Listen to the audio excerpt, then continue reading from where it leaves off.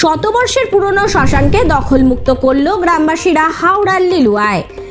হাওড়ার শিবপুর বিধানসভার অন্তর্গত বেলগাছিয়া অঞ্চলের ৮ নম্বর ওয়ার্ডের ও রোডে প্রায় ১০০ বর্ষের পুরনো একটি হিন্দু এলাকায় শিশুদের কবরস্থান শ্মশান ছিল, কিন্তু কালের ক্রমে ওইসব অঞ্চল এখন ঘনবসতিতে পরিণত হয়েছে।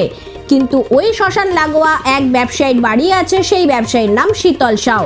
গ্রামবাসীদের অভিযোগ, সেই ব্যবসায়ী দীর্ঘদিন ধরে তার বাড়ির জমির সঙ্গে শ্মশানটিকে বিভিন্ন সময় বিভিন্ন স্তরের মানুষকে অর্থের বিনিময়ে কিনে নিয়ে ওই শ্মশানটিকে তিনি তার করায়ত্ত করে ফেলেন এবং তিনি তার জমির সঙ্গে ওই শ্মশানটি লাগোয়া হওয়াতে পুরো বাউন্ডারি উঁচু পাঁচিল দিয়ে শ্মশানটিকে ঘিরে ফেলেন। বিভিন্ন সময় এই কাজের বিরোধিতা করেছিল ওই অঞ্চলের গ্রামবাসীরা। যেহেতু অর্থবল তার আছে, তাই গ্রামবাসীরা ওই ব্যবসায়ীর সঙ্গে লড়াই করে পেরে উঠত না। বর্তমানে 2017 থেকে কিছু সহৃদয় ব্যক্তি ওই গ্রামবাসীদের পাশে এসে দাঁড়ানোতে তারপর পরবর্তীকাল ওই ব্যবসায়ীর সঙ্গে চলে গ্রামবাসীদের শ্মশান পুনরুদ্ধারের জন্য আইনি লড়াই দীর্ঘদিন ধরে। সেই লড়াইয়ে গ্রামবাসীরা সফলতা পেয়েছে। সেই মোতাবেক হাওড়া জেলা শাসক থেকে এবং হাওড়া কোর্টের থেকে অর্ডার দেওয়া হয় স্থানীয় লিলুয়া থানাকে যে বিতর্কিত জমিটি BLRO দ্বারা মাপ করে জমিটিকে গ্রামবাসীদের কাছে বুঝিয়ে দিতে হবে সঠিকভাবে আইনের মাধ্যমে। সেই নির্দেশ মোতাবেক আজ দুপুরে প্রশাসনিক সমস্ত কর্তা ব্যক্তিরা পুলিশের উপস্থিতির ঘেরাটোপের মধ্যে এবং গ্রামবাসীদের উপস্থিতিতে সেই জমি মাপ করে ওই জমিটিকে নির্ধারণ করে তার সমস্ত প্রক্রিয়া সম্পন্ন করে। তারপর প্রশাসনিক আধিকারিকরা সমস্ত তথ্য তুলে দেবেন হাওড়া জেলা শাসক ও হাওড়া কোর্ট এবং প্রশাসনের হাতে। এই প্রক্রিয়াতে বেজায় খুশি হয়েছেন ওই অঞ্চলের এলাকাবাসী। তারা বলেছেন, সত্যের প্রদীপ ধিক ধিক করে জ্বললেও একদিন তা উজ্জ্বলতার শিখা তুলে ধরে।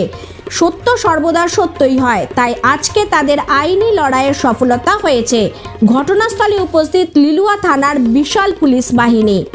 হাওড়া থেকে সুভাষিস দত্তের রিপোর্ট, 24 ঘন্টা খবর। এখানে এসেছি আমরা, দীর্ঘদিন এটা শ্মশান ছিল, এটা অন্য একজন দখল করে রয়েছে, তার জন্য আমরা এখানে এসেছি। BLRO থেকে এসছে মাপতে। শীতল সাউ দখল করে রয়েছে। আচ্ছা, এটা কি ছিল? এটা শ্মশান ছিল, কবরস্থান, বাচ্চা পোতা হতো এখানে। আচ্ছা, তাহলে আপনারা কি ভাবছেন প্রশাসন আপনাদের সুবিচার দেবে? আমরা চাইছি সরকার প্লাস প্রশাসন এটা সুবিচার করুক।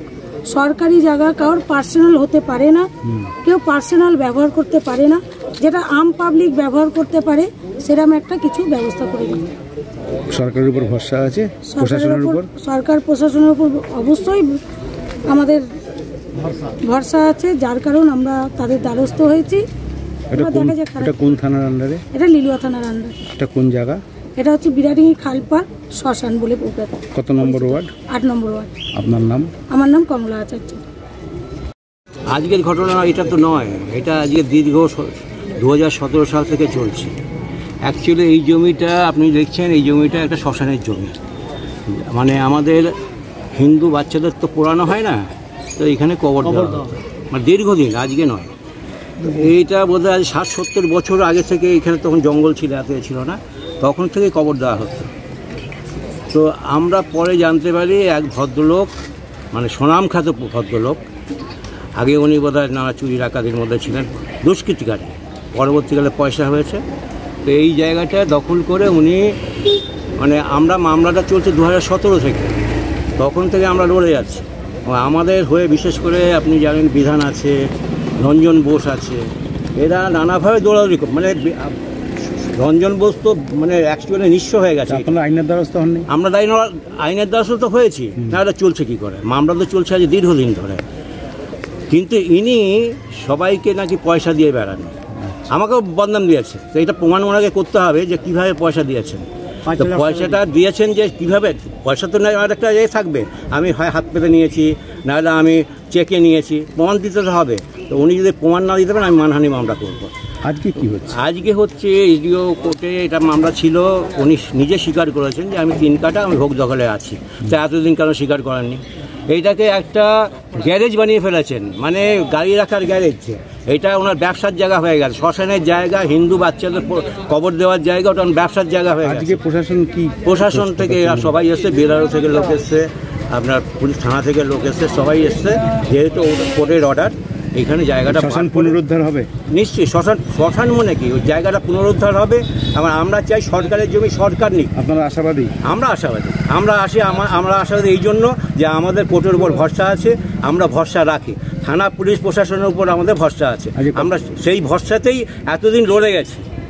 বলে না সত্যের কল একদিন বাজবেই, যাই হোক অন্ধকার চিরদিন থাকে না, সত্যের কল বাজবেই। তো সেইটাই আজকে আমরা দেখতে পাচ্ছি যে আমাদের মোটামুটি মহামান্য আদালত যে দিয়েছেন, যে উনি যখন স্বীকার করেছেন যে আমি 3 কাঠা দখলে আছি, বাকি জায়গাটাও বেরিয়ে যাবে, বাকি জায়গাটাও বেরোবে, কারণ জায়গাটার উড়ে চলে যায়নি, জায়গা এখানেই আছে। কোন জায়গা, কত নম্বর? এটা হচ্ছে আপনার অ্যাকচুয়ালি বিরাডিং খালপাড় বলে, সবাই জানে যে এখানে বাচ্চাদের কবর দেওয়া। কত নম্বর ওয়ার্ড এটা 8 নম্বর ওয়ার্ডের। কোন বিধানসভা? এটা শিবপুর কেন্দ্র বিধানসভা, শিবপুর বিধানসভা। আপনার নাম? আমার নাম দীপক মজুমদার। আপনি কোন পদে আছেন? আমি 8 নম্বর ওয়ার্ড তৃণমূল কংগ্রেসের সভাপতি, দীর্ঘদিন, আজকে 27 বছর হয়েছে। Thank you.